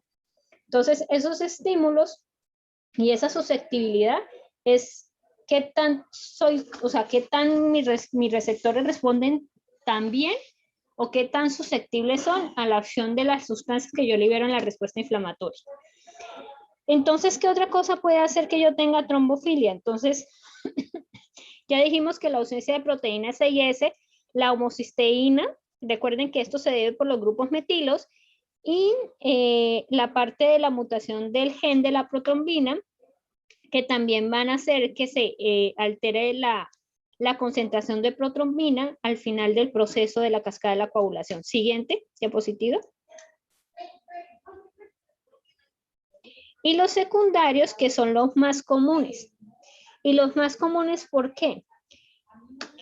Porque hay muchas cosas que nos exponemos y que se consideran que actualmente son epidemias que están afectando a la población. Entre esos está la obesidad, el tabaquismo y el cáncer. Y hay otros factores que han inducido a la disminución, como antes era muy común verlo, pero ya no lo vemos tanto, como son los embarazos y también la utilización de anticonceptivos orales, y eso se debe a la mejora del anticonceptivo, que era lo que yo les decía del anticonceptivo en microdosis. Siguiente diapositiva. Entonces, el síndrome de trombocitopenia inducida por heparina, que esta es cuando se aplica la heparina fragmentada, la que yo les digo que es muy susceptible, la que se debe aplicar por bomba de infusión. El riesgo es que esta heparina tiene unos segmentos muy similares a la heparina endógena. Yo puedo hacer formación de anticuerpos de esta heparina y resulta que cuando hago formación de anticuerpos, pues estos anticuerpos se van a depositar y me van a dañar todas mis células endoteliales, que es donde se deposita la heparina endógena. Y van a desencadenar una respuesta inflamatoria en la luz del vaso asociada a agregación plaquetaria y formación de trombos. Siguiente diapositiva.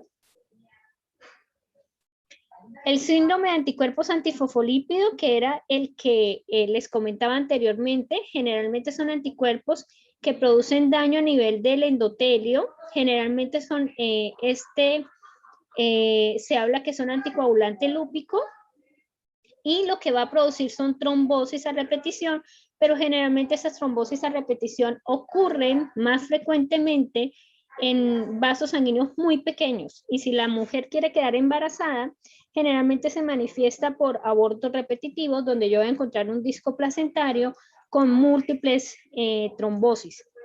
Uno lo sospecha, por eso es que cuando uno hace una historia clínica, uno debe preguntar si ha tenido pérdidas, si la pérdida a qué edad fue, o sea, a qué edad gestacional fue la pérdida, si la pérdida fue por lo menos es diferente que yo tenga una pérdida a las 38 semanas, que yo la tenga cuando tengo 12 semanas de embarazo.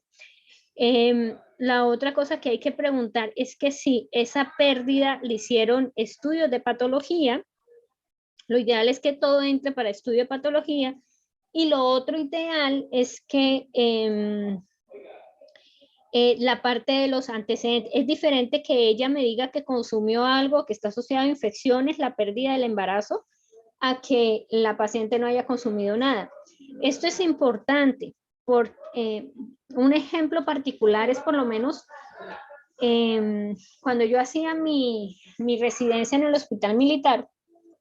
En una ocasión nos llegó un bebecito para la parte de hacerle una necropsia y determinación, porque allá todos los bebés que se morían entraban para necropsia clínica.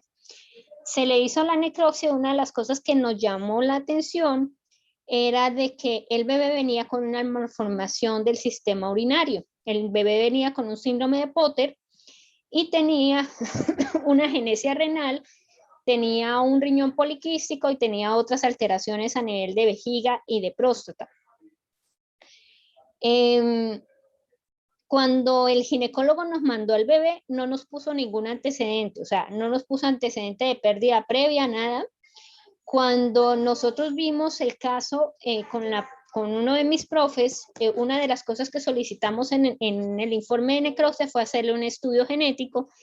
Y como allá nosotros de costumbre teníamos de sentarnos con los papás y explicarles qué era lo que se había encontrado en la necropsia, una de las cosas particulares es que nos sentamos a hablar con la señora, y después de estar hablando, la señora nos comentó que un año antes había tenido una pérdida de otro bebé, que esa pérdida de ese bebé lo habían estudiado en el hospital de Melgar, donde había tenido también una malformación del sistema a nivel del sistema urinario. Esa información no nos la dio el ginecólogo, o sea que concordamos, pero una de las cosas es que cuando interrogamos a la señora se había casado con un primo hermano, y ya tenían una niña como de 4 años. Entonces, una de las recomendaciones que mandamos a hacer fue, uno, hacerle estudio genético para mirar la secuencia, pero ya la señora dijo que no quería tener más niños. Había que hacerle el estudio a la niña si no venía con una malformación también de la vía urinaria, pero que no sea allí, que por lo menos puede ser un riñón único o alguna alteración a nivel de los uretres que todavía no se hubiera manifestado y que no hubiera sido tan severa para causar la muerte del producto. Y toda esa información, ¿cómo se saca? Cuando uno habla con el paciente, pero es que si ni siquiera le preguntan los antecedentes, si ni siquiera le preguntan si tuvo pérdidas o no, qué estudios le salieron en las pérdidas, pues mucho menos van a dar información de importante que se requiere en patología para nosotros poder completar el resto del estudio. Entonces, aquí en síndrome de anticuerpos antifosfolípidos, de primera entrada, uno nunca hace el diagnóstico. Uno lo empieza a sospechar es que cuando la señora le dice a uno que ha tenido pérdidas a repetición, y cuando uno ve el disco placentario por lo menos de un bebé de 12 semanas o 15 semanas, y uno ve ese disco placentario como si fuera de un bebé de 40 semanas con áreas de mucho infarto, con áreas de mucho infarto y microcalcificación. Entonces uno ahí ya empieza a sospechar, y como uno sospecha, pues en el mismo informe de la necropsia uno les dice, pues sugiere hacer estudios de síndrome antifosfolípido porque muy probablemente la señora lo pueda tener. Pero generalmente el diagnóstico lo deben hacer en la forma clínica. Siguiente diapositiva. ¿Qué me puede dar el síndrome de anticuerpos antifosfolípidos? Entonces me puede dar una embolia pulmonar, hipertensión pulmonar, trombosis venosa profunda, alteraciones en el sistema nervioso central en la parte vascular, un infarto mesentérico, hipertensión renovascular y microangiopatía renal. Estos dos últimos se deben a oclusión de vasos sanguíneos pequeñitos en el parénquima renal, que me va a aumentar la presión de la arteria renal, principalmente. Siguiente diapositiva. Y generalmente estos se deben a que hay anticuerpos que se van a dirigir contra una glucoproteína que está en la membrana, principalmente de la célula endotelial, y estos anticuerpos se depositan, marcan la célula endotelial y me va a desencadenar una respuesta inflamatoria en la pared del vaso sanguíneo. Siguiente diapositiva. Una de las cosas importantes del síndrome antifosfolípido es que fuera de que uno lo puede sospechar, pero el diagnóstico se hace en la parte clínica, es que así como la deficiencia de proteína C y S ocurre en vasos sanguíneos, no es tan común en vasos sanguíneos, por lo menos donde normalmente ocurre la trombosis, que es en la poplitea, generalmente ocurren en vasos sanguíneos diferentes como subclavia, yugular, vasos mesentéricos, pulmonares, hepáticos. Lo mismo ocurre con el síndrome antifosfolípido, pero es más común en los discos placentarios. Generalmente ese tipo de afecciones se diagnostica más que uno lo haga sospechar cuando yo veo el disco placentario. Se llama síndrome antifosfolípido, es porque este síndrome puede aparecer solito, o sea, tener yo la formación de anticuerpos contra mi proteína de mi célula endotelial, o puede aparecer pegado a otras enfermedades del colágeno como lupus eritematoso sistémico, artritis reumatoidea, etcétera, etcétera. Entonces, el paciente puede tener lupus y síndrome antifosfolípido, el paciente puede tener artritis reumatoidea y síndrome antifosfolípido, puede tener síndrome de Sjögren y síndrome de antifosfolípido. Entonces, por eso es que esta enfermedad del colágeno, que es una enfermedad rara, cuando yo la voy a determinar, tengo que hacer todos los anticuerpos para descartar que no me esté siendo una enfermedad mucho más severa como el lupus eritematoso sistémico o la artritis reumatoidea, que son mucho más severas que el antifosfolípido. Siguiente diapositiva. Si quieres la siguiente diapositiva.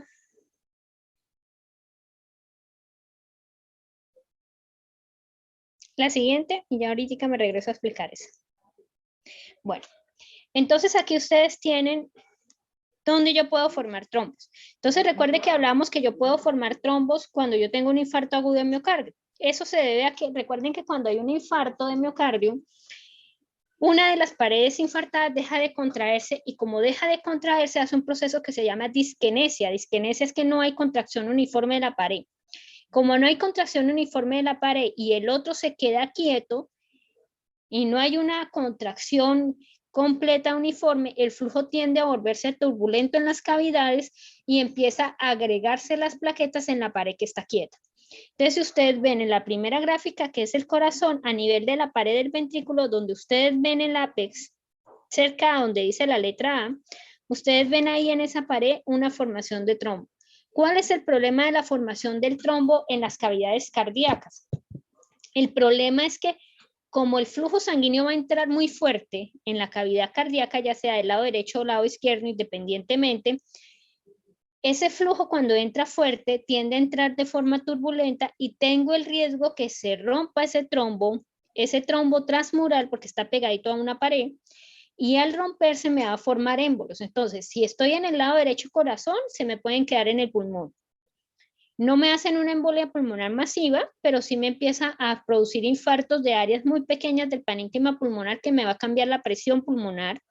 Y si el lado derecho, si es del lado izquierdo del corazón, recuerden que en el lado izquierdo del corazón se va a ir con mayor facilidad hacia el cerebro. ¿Y por qué se va con mayor facilidad para el cerebro y no para el riñón? ¿Por qué?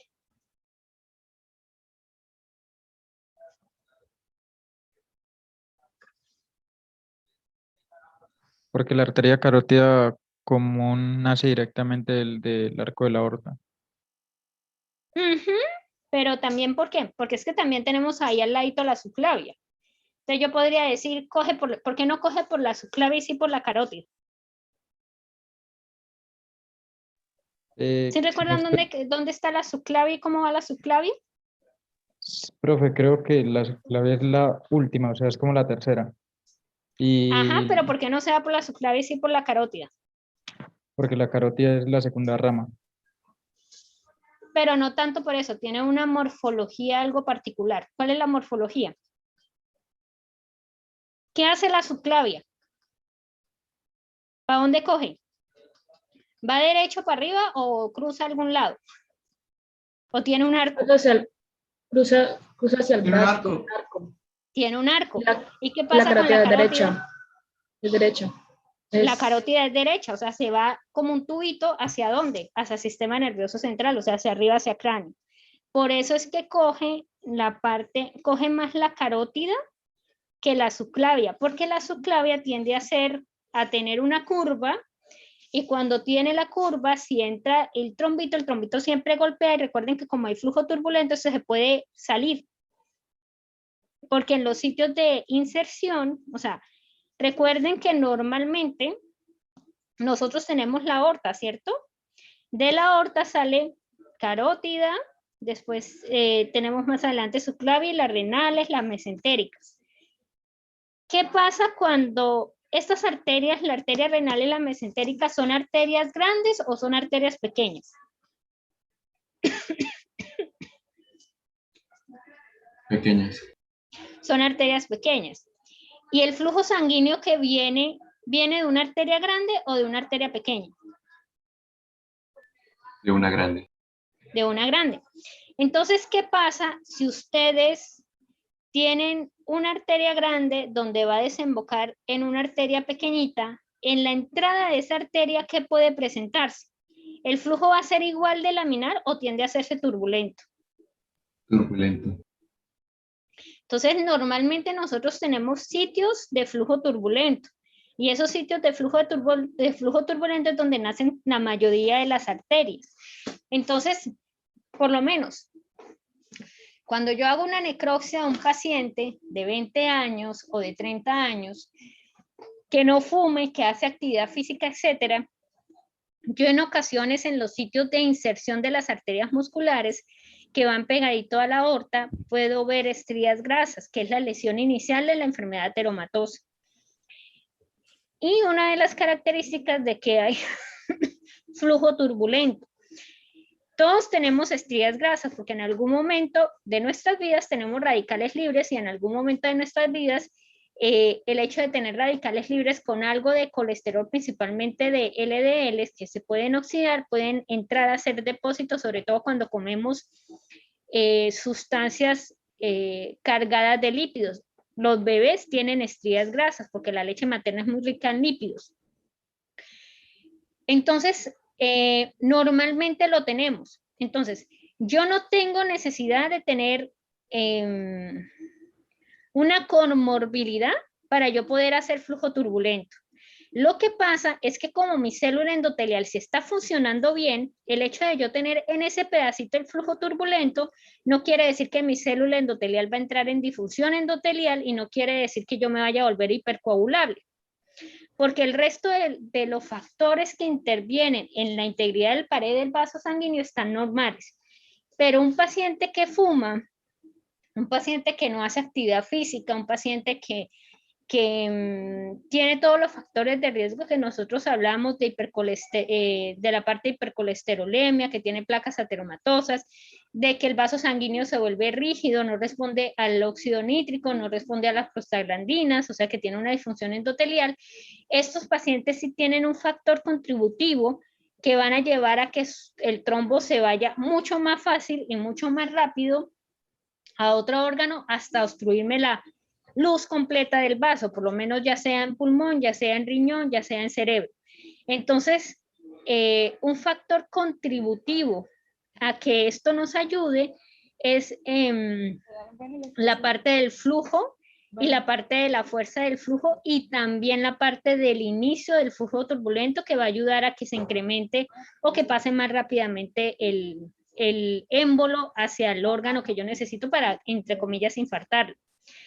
¿Cómo se llama cuando un émbolo que está del ventrículo derecho pasa al ventrículo izquierdo sin necesidad? Si pasa del ventrículo derecho al ventrículo izquierdo, quiere decir que no pasó por el pulmón. ¿Cómo se llama ese tipo de embolia?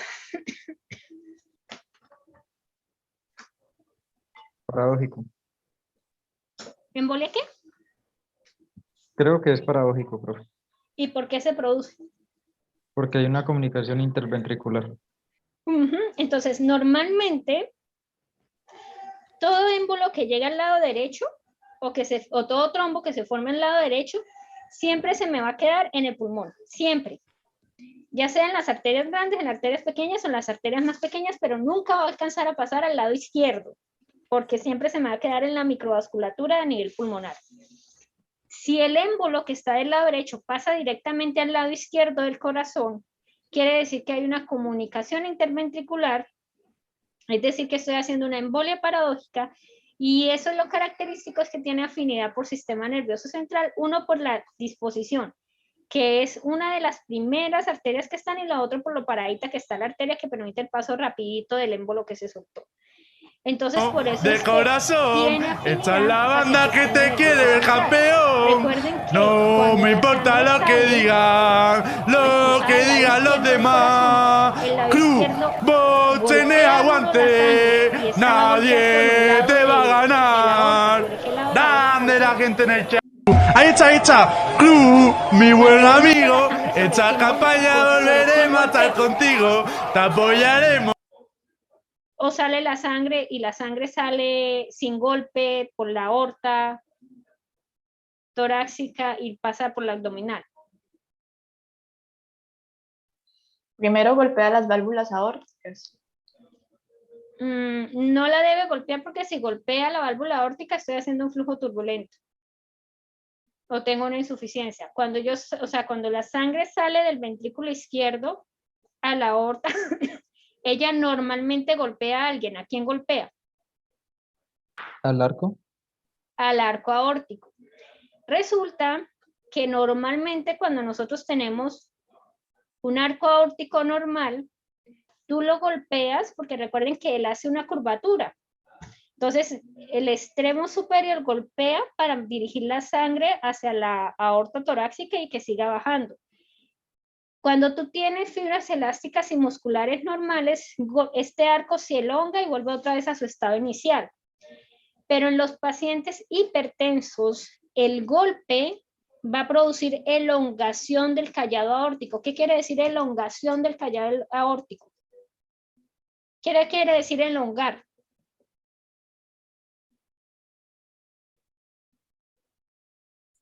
Como estirar. Estirar, profe. Se estira. ¿Pero por qué no vuelve a su estado inicial? Porque es un pierde paciente su hipertenso. consistencia. ¿Por qué qué? Podría perder su consistencia, entonces ya que No, señora, es un paciente hipertenso. ¿Por qué se estira y no vuelve a su estado inicial? Porque las paredes ya están rígidas, o sea, con tejido conectivo. ¿Por qué? Porque tiene cambios en la pared. ¿Por qué? Por la vasa vasorum, profe. ¿Y qué pasa? ¿Qué pierde? Que como hay hipertensión, entonces se ocluye. Pierde elasticidad. Ya me dijeron que ganaba colágeno, pero ¿qué pierde? Fibras elásticas. Fibras elásticas, ¿y qué más? Elastina. Ya me dijeron fibras elásticas, ¿qué más pierde? Por ahí me dijeron de la vasa vasorum, pero la vasa vasorum, ¿qué hace que se pierda? ¿O qué pierdo yo cuando tengo alterado la vasa vasorum? Disminuye la perfusión de lo que sería la parte de la capa muscular. Entonces, ¿qué pierdo? Disminuye la luz. Fibro.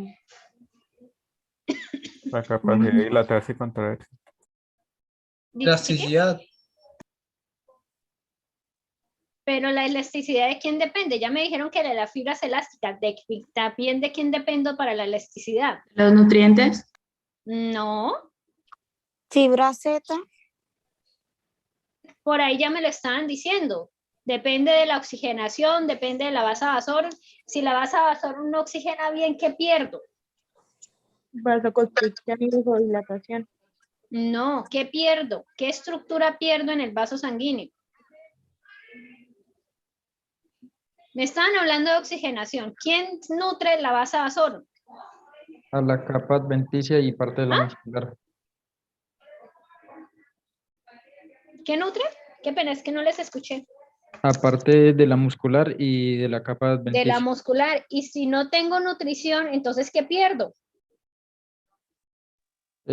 Habría hipoxia en ese tejido, después entonces habría isquemia y pues, bueno, entraría en apoptosis lo que son los miocitos, Entonces, ¿qué capa voy a perder?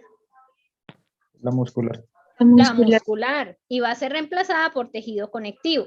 Entonces, yo soy hipertensa, mando la sangre con mucha fuerza y el hongo el callado. ¿Qué quiere decir el hongo? Estiro el callado de la aorta. Y ese callado de la aorta, como está perdiendo fibras elásticas y capa muscular, no va a regresar a su estado inicial. Por eso, uno de los hallazgos, por lo menos cuando yo entro a hacer necropsias, ya sea clínicas o necropsias porque llegó muerto y no se supo de qué murió, una de las cosas que yo reviso es el callado de la aorta. Si yo veo el callado de la aorta elongado, o sea, más, a veces se elonga tanto que pareciera como si tuviera un aneurisma, como si fuera un segundo corazón. Si yo veo el callado de la aorta elongado, yo ya sé de entrada que el señor tiene un problema de presión arterial y de resistencia al vaso sanguíneo. O sea, ya con esa elongación yo digo, el paciente es hipertenso. Ahí de entrada. Ya después empiezo yo a revisar las estructuras del corazón, los espesores de los ventrículos, etcétera, etcétera. Y ahí empiezo yo a poder determinar qué otras patologías tenía el señor a nivel cardíaco.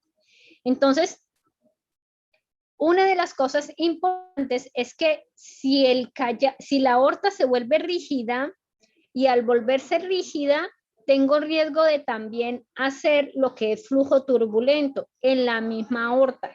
Por eso es que estos pacientes tienden a hacer placas ateromatosas en la aorta, pero la ventaja de las placas ateromatosas en la aorta es que esas placas ateromatosas se pueden ulcerar, pueden inducir agregación plaquetaria, pero nunca van a obstruir la luz de la aorta, porque es que la aorta es muy grande y para yo poder obstruir la luz de la aorta sería que no me pasara sangre y como siempre tengo flujo sanguíneo, entonces eso es fácil de que se forme el trombo y cuando pasa el torrente sanguíneo tan fuerte, pues se me rompa uno y empieza a llegar al riñón, empieza a llegar al vaso y el paciente tener áreas de infarto oscilante. Uy, qué pena, aquí en la registraduría tienen como fiesta. Siguiente diapositiva. Profe, una preguntita en el síndrome de Marfan, entonces, ¿por qué se da con esa predisposición? En Marfan es diferente. En Marfan ellos tienen un problema de las fibras elásticas, no hacen contracción. Ellos se elongan, pero no lo elongan porque tienen pérdida de la capa muscular, sino que las fibras elásticas no tienen contracción de la fibra elástica.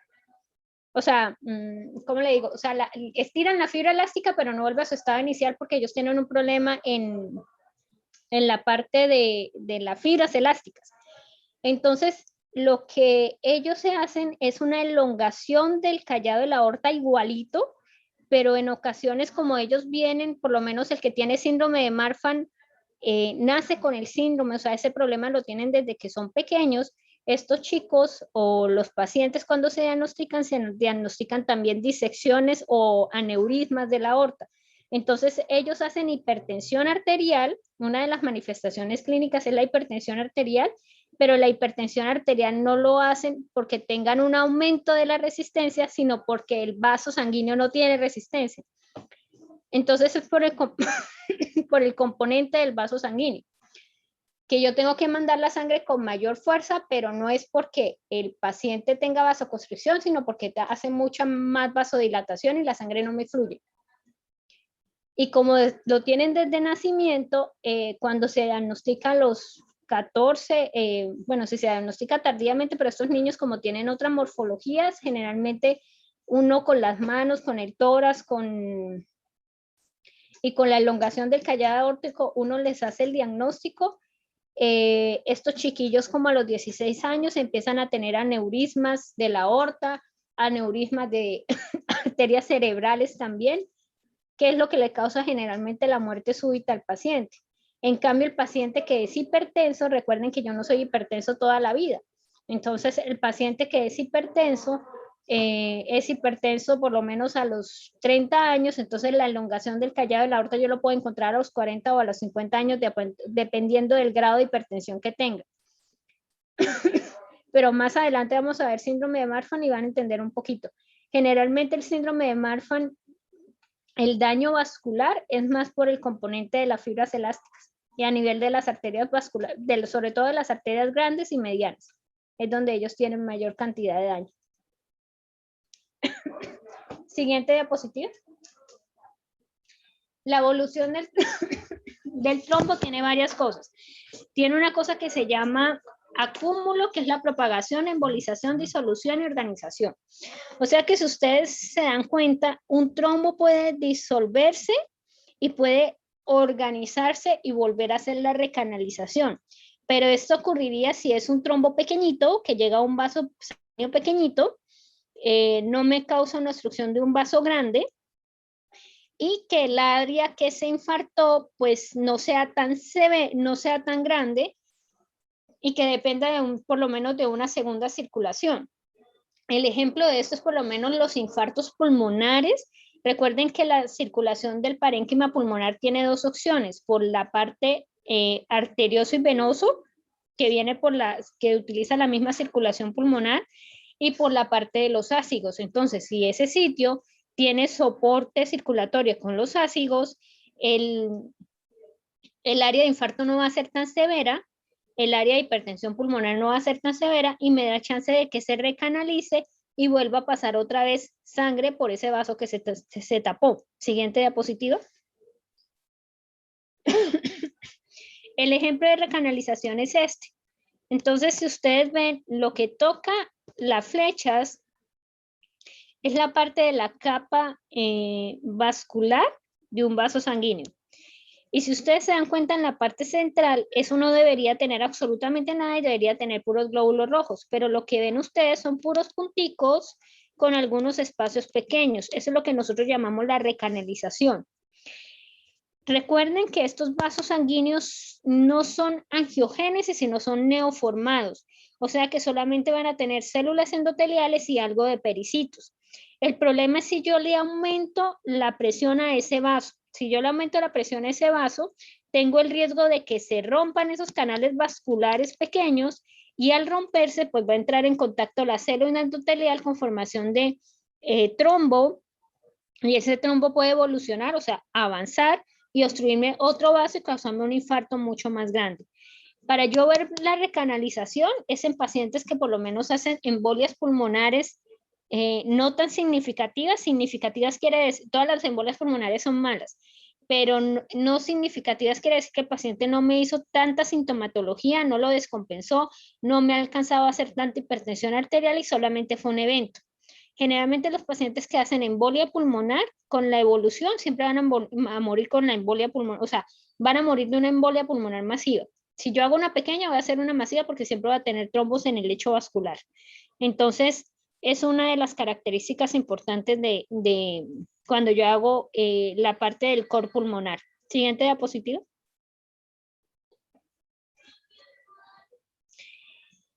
Entonces, ¿cuáles son las características clínicas? Entonces tenemos la trombosis venosa, que es lo más común. La trombosis arterial también se presenta y es responsable de infartos, y esto es lo que más se presenta en las arterias coronarias.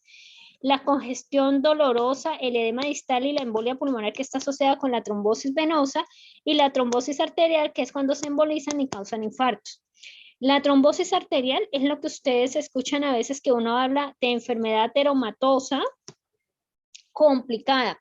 Cuando yo hablo de complicación de una enfermedad teromatosa, es que una placa teromatosa que me obstruyó la luz del vaso se rompió, y al romperse entra en contacto el colágeno. Como este no responde al óxido nítrico ni a las prostaglandinas, lo que va a predominar es la vasoconstricción. Lo que se va a hacer es la formación de un trombo que me puede ocluir completamente el vaso sanguíneo y generarme un infarto. Ese infarto, el tamaño del infarto depende de dónde vaya a ser la oclusión. Si es una rama terminal, pues el infarto va a ser pequeño. Si es un inicio de una arteria o de una rama principal, pues me va a generar un infarto mucho más grande porque me tapa el vaso principal. Esto es más común en las arterias coronarias. La otra leía que no se sabe por qué las arterias coronarias tienen mayor afinidad para la formación de placas ateromatosas. O sea, yo puedo encontrar un paciente sin placas ateromatosas en riñón, en mesentéricas, en miembros inferiores, pero le encuentro placas ateromatosas solamente en corazón. Y hay otros que tienen afinidad por corazón y cerebro. Una de las cosas que se habla en uno de los textos que revisaba, decía que tiene afinidad por las arterias coronarias, es porque cuando la sangre va a salir de ventrículo izquierdo, las primeras que van a irrigar son las arterias coronarias. Entonces, todas las lípidos, todos los lípidos de baja densidad que se oxidan van a ingresar rápidamente por la arteria coronaria y me forman la placa ateromatosa. Pero esto sería si toda la sangre entrara al corazón, a las arterias coronarias sin antes seguir la irrigación. En carótida uno puede encontrar, pero es más fácil encontrar a nivel del polígono.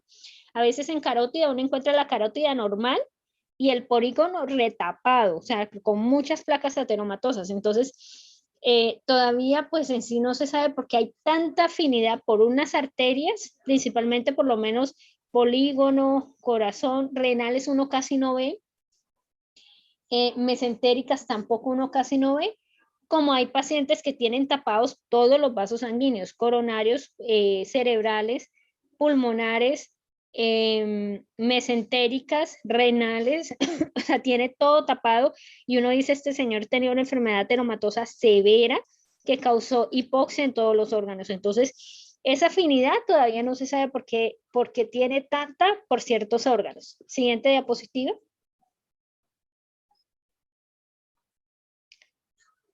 Si quiere pasamos a la siguiente. Esto es para que ustedes vean lo que nosotros habíamos hablado y la dejamos hasta aquí esta diapositiva. Normalmente, ¿qué ocurre? Recuerden que la parte arterial, por lo que tenemos vasoconstricción y vasodilatación, la sangre fluye rápidamente. Pero cuando la sangre pasa del sistema capilar al sistema venoso, recuerden que la pared de la parte venosa no tiene la misma morfología, o sea, le hace falta capa muscular que ayude al proceso de vasoconstricción.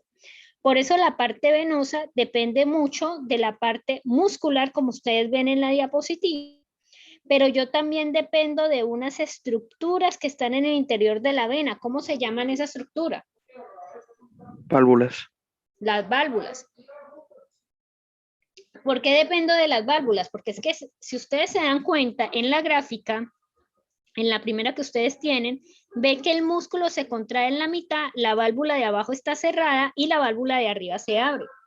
Entonces, eso es continuo. Si yo contraigo, la de abajo se abre, la de abajo se cierra y la de arriba se abre, lo que va a permitir es que la sangre fluya y cuando se contrae el segmento de arriba, vuelve otra vez, se contrae, la de abajo se cierra y la de arriba se abre. Eso permite que la sangre no se regrese, que la sangre sea unidireccional y me llegue por lo menos, en este caso, a la cava inferior, luego a la cava superior y haga todo el proceso de retorno a la cavidad derecha para oxigenarse. Ese proceso depende de la relajación y depende de la contracción. Entonces, obligatoriamente, por eso es que un paciente que está acostado pierde la capacidad de contracción muscular, pierde la capacidad de hacer el enfoque de contraer el músculo para permitir que la sangre retorne a la parte del corazón. Si yo estoy acostada, no voy a hacer la contracción muscular, por ende, la sangre se me va a quedar estancadita en la pared, en la vena como tal. Y si queda estancada en la vena, voy a hacer congestión, agregación plaquetaria, más contacto de los eritrocitos con las plaquetas y me van a empezar a activar cascada de la coagulación. Recuerden que estos pacientes generalmente son pacientes que tienen ya disfunción endotelial, un flujo turbulento, etcétera, que me va a inducir la formación de trombos. ¿Entendido? Bueno, jóvenes, lo dejamos hasta acá. Y nos vemos el viernes. Es miércoles, ¿no? Sí, el viernes. ¿Listo? Recording stopped. Listo, profe, sí, señora. Gracias, profe. Chao, chao.